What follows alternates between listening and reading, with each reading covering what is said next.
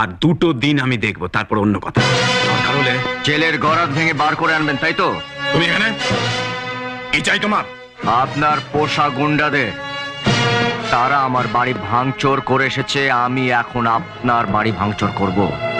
বলুন কোনটা ভাঙবো, এই দামি জিনিসপত্রগুলো না আপনার মুখটা? তুমি কিন্তু অধিকারের মাত্রা ছাড়িয়ে যাচ্ছ। সামান্য একটা পুলিশ অফিসার হয়ে তুমি আমাকে থ্রেট করছো। থ্রেটই তো করছি, এখনো তো গায়ে হাত তুলেনি।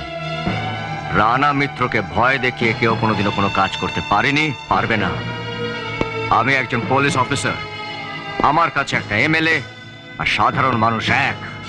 প্রয়োজন হলে আমি আপনাকে আর আপনার ছেলেকে জেলের ঘানি টানাতেও পিছপা হব না। এই ইন্সপেক্টর, মুখ সামলে কথা বল। এই, আমাকে না সামলে নিজের বাবাকে সামলাও।